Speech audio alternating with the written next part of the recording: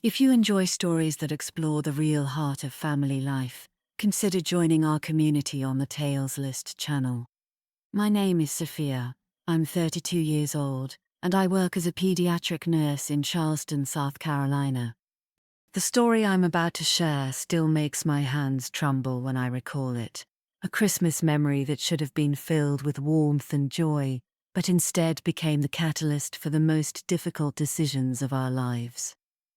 For 7 years I had endured my mother-in-law's subtle criticisms and passive-aggressive comments, always biting my tongue to keep the peace for my husband's sake. But nothing could have prepared me for the cruelty she displayed toward our 4-year-old daughter, a moment of such breathtaking meanness that it shattered our family dynamic forever.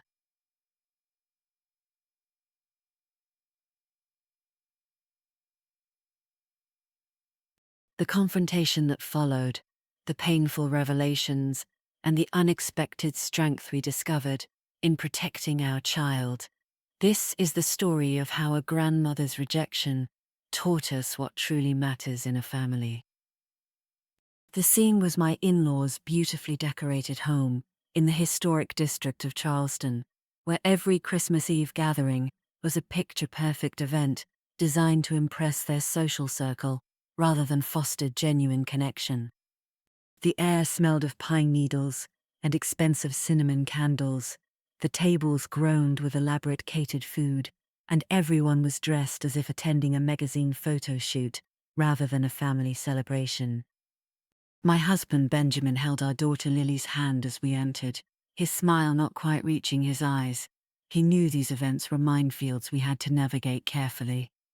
Lily, clutching a carefully wrapped present she had chosen for her grandmother, was vibrating with excitement, her little face shining with the magic of Christmas. My mother-in-law, Eleanor, held court by the massive fireplace, her silver hair perfectly coiffed, her smile cool and assessing as she surveyed her domain. The moment that changed everything began with such innocent hope. Lily had been practicing for weeks what she would say when she gave her grandmother the present, a beautiful scarf she had helped me pick out, declaring, "Grandma will look so pretty in blue." She approached Eleanor, her small hands extending the clumsily wrapped package, her voice barely a whisper of excitement and nerves. "I have a present for you, Grandma," she said, her eyes shining with anticipation of approval. Eleanor took the package with perfectly manicured fingers, her expression unreadable as she unwrapped it without ceremony. She held up the scarf, her lips pursed in clear disapproval. "Blue isn't my color, darling," she said dismissively, handing it back to Lily without another glance. "But thank you for the thought." The disappointment on Lily's face was immediate and heartbreaking, her lower lip trembling as she looked down at the rejected gift. What happened next was even more cruel. Lily, trying to salvage the moment, reached out her arms for a hug, a gesture she offered freely to everyone she loved. "I love you, Grandma," she whispered, her voice thick with unshed tears. Eleanor took a subtle step back, her body language screaming rejection even before she spoke the words that would haunt me forever. "Darling," she said, her voice crisp and cold, "I think Grandma Eleanor is more appropriate. We're not that familiar, are we?" The room fell into stunned silence. Even the catering staff stopped moving, their eyes wide with shock. I felt Benjamin stiffen beside me, his hand tightening around mine. Lily stood frozen, her arms still outstretched, confusion and hurt washing over her small face as she tried to process being rejected by her own grandmother on Christmas Eve. Benjamin moved before I could, crossing the room in 3 quick strides and scooping Lily into his arms, where she immediately buried her face in his shoulder, her small body shaking with quiet sobs. His voice, when he spoke to his mother, was dangerously calm, the kind of calm that comes before an explosion. "What did you just say to my daughter?" Helena had the grace to look momentarily uncomfortable, but she recovered quickly, her social mask slipping back into place. "Benjamin, darling, don't be dramatic. I'm simply teaching her proper boundaries. Children need structure, not sentimental indulgence." That's when Benjamin's control snapped. "She's 4 years old, Mother. She's your granddaughter, not some acquaintance you need to keep at arm's length." The gathered relatives shifted uncomfortably, no one daring to intervene in a confrontation years in the making. The car ride home was silent, except for Lily's occasional sniffles from her car seat in the back. Benjamin's knuckles were white on the steering wheel, his jaw clenched so tight I feared he might crack a tooth.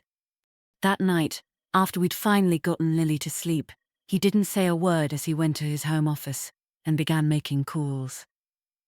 The first was to his financial advisor. He immediately cancelled the substantial monthly allowance he'd been providing his parents, money that funded their lavish lifestyle in the historic home they could no longer truly afford on their own. The second call was to the country club where he paid their membership dues, cancelled. The third was to the travel agency that handled their frequent vacations, cancelled. With each call, he was systematically dismantling the financial infrastructure that supported his mother's privileged world. The fallout began the next morning, Christmas Day, with a barrage of angry phone calls. First his father, sputtering with outrage about the cancelled memberships and funds. Then his mother, her voice icy with fury. "How dare you punish us over a child's misunderstanding?" she demanded, not even acknowledging the pain she had caused. Benjamin listened calmly, then delivered his ultimatum. "Until you can treat my daughter with the love and respect she deserves, the financial support stops, permanently." What we didn't expect was Eleanor's nuclear response. That afternoon, she began a social media campaign against me, posting carefully worded accusations about how I was alienating her son from his family and using my child as a weapon. The private family drama was about to become very public. The social media posts escalated quickly from vague references to specific, venomous accusations. Eleanor claimed I had trapped Benjamin with a pregnancy, that I came from inferior stock. And, most painfully, that I was turning his daughter against her. She tagged mutual friends, family members, and even some of Benjamin's business associates, ensuring maximum visibility for her character assassination. I sat frozen before my computer screen, reading words so cruel I could hardly comprehend they came from my husband's mother. Benjamin came into the room, took one look at my face, and read over my shoulder. The color drained from his face, then returned in two bright spots of anger on his cheeks. Without a word, he took out his phone and called his lawyer. Benjamin's lawyer responded with a cease and desist letter, so strongly worded, it made even me flinch when I read it. It accused Eleanor of defamation, intentional infliction of emotional distress, and harassment, and demanded immediate removal of all posts and a public retraction. Meanwhile, the damage was already spreading through our social circles like wildfire. I received awkward messages from friends. Benjamin's business partners made carefully neutral comments. And worst of all, parents from Lily's preschool began looking at me differently when I dropped her off. The isolation was sudden and shocking, and for the first time, I understood how effectively social destruction could be weaponized within privileged communities, where reputation was everything. Then something unexpected happened.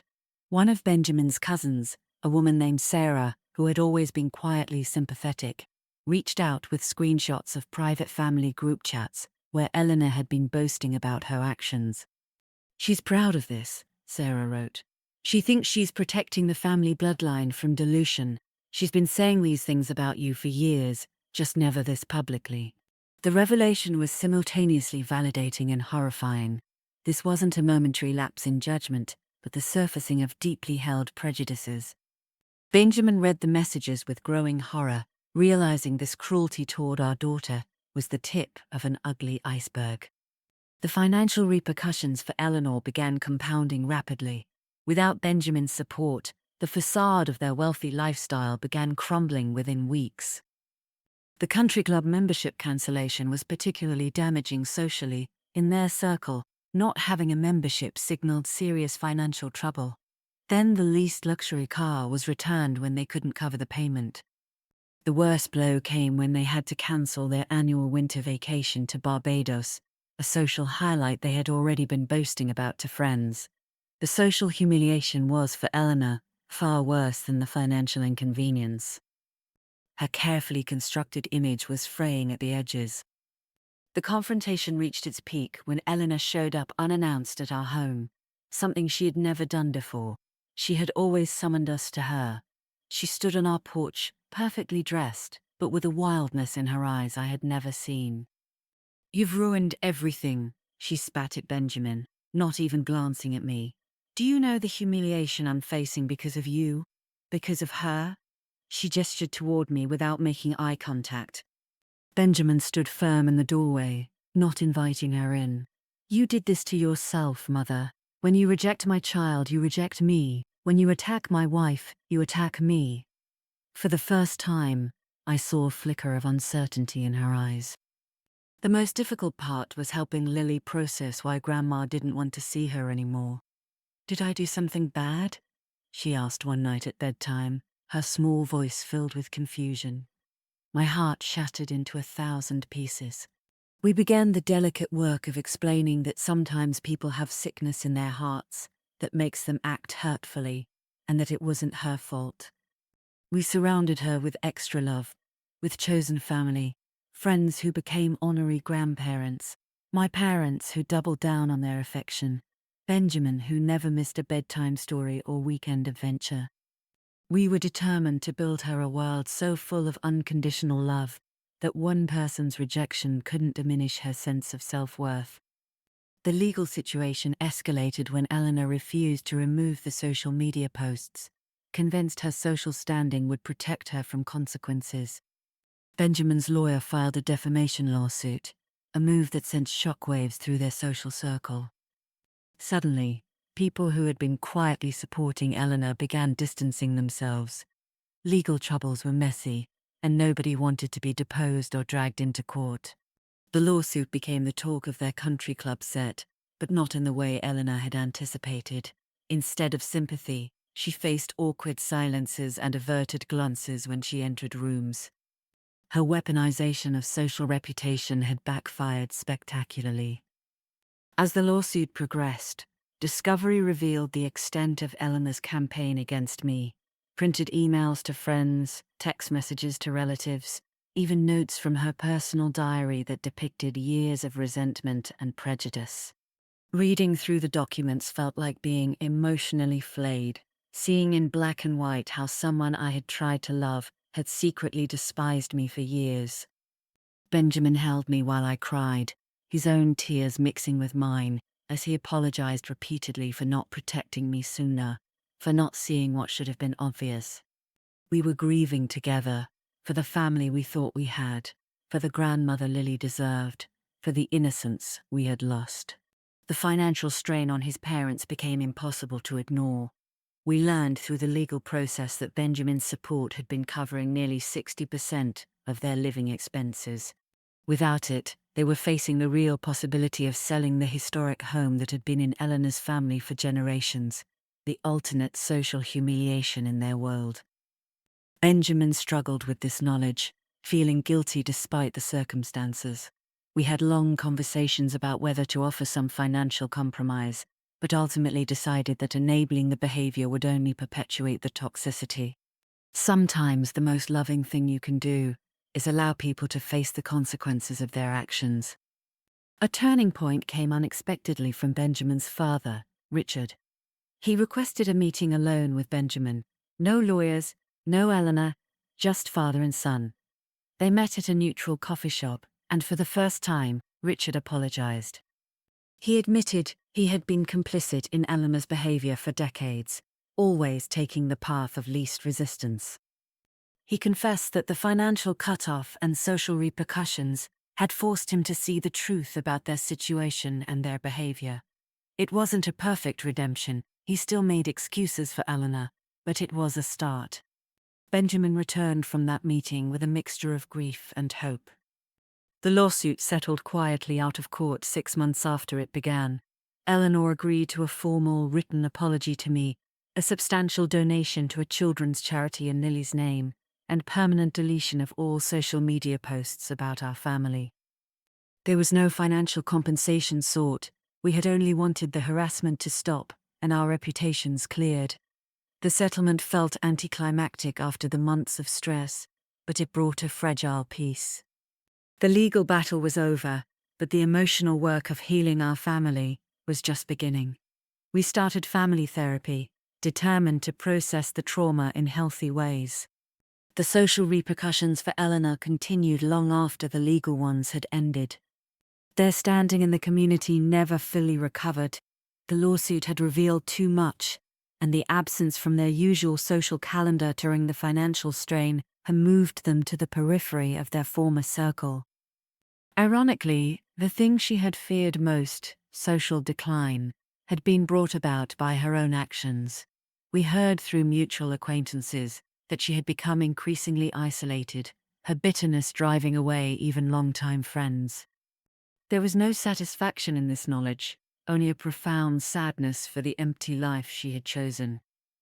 Meanwhile, our little family flourished in the peace we had fought so hard to protect. Lily slowly stopped asking about Grandma Eleanor, her world filled instead with loving chosen family who cherished her without condition. Benjamin found new depth in his relationships with my family, who welcomed him with open arms and none of the judgment he had grown up with. Our marriage, tested in fire, emerged stronger than ever. We had faced the worst together and chosen each other, again and again. Constant tension I had carried for years slowly dissolved. Benjamin's relationship with his father, slowly, cautiously rebuilt on new terms, respectful but distant, with firm boundaries in place. They met for monthly lunches, where Richard was learning to relate to his son as an equal rather than an extension of himself. He even began building a genuine relationship with Lily, sending her postcards from his business trips and remembering her birthday with gifts she actually liked. It wasn't the grandfather relationship we had originally hoped for, but it was honest and growing, and we cherished the progress while remaining clear-eyed about its limitations. The experience transformed our approach to parenting and the values we wanted to instill in Lily. We became intentional about teaching empathy, inclusivity, and the courage to set boundaries, lessons born from the pain we had endured. Our home became a sanctuary where feelings were discussed openly, differences were celebrated, and love was never conditional. We found ourselves building the family culture we wished we had inherited, creating new traditions that reflected our true values rather than social expectations. Professionally, the experience changed me profoundly. As a pediatric nurse, I began noticing subtle signs of emotional distress in children that I might have overlooked before. The way a child flinched at raised voices, the excessive pleasing behavior, the confusion when affection was withheld. I became more vocal in advocating for my young patients' emotional well-being, recognizing that psychological wounds could be as damaging as physical ones. My own suffering had given me greater compassion and insight. Now, 2 years later, the Christmas season no longer fills me with dread. We've created our own traditions, matching pajamas, pancake breakfasts, volunteering at the local shelter, and surrounding ourselves only with people who fill our hearts with joy. Lily, now 6, remembers very little of that terrible Christmas, our memory thankfully blurred by time and replaced with happier moments. Benjamin and I remember that the pain has lost its sharp edge, transformed into a reminder of what we fought to protect. If this story resonated with you, we share many more like it on the Tales List channel. Thank you for listening to our journey. Remember, protecting your peace and your family's well-being is always worth the struggle. Wishing you strength and warmth in your own story.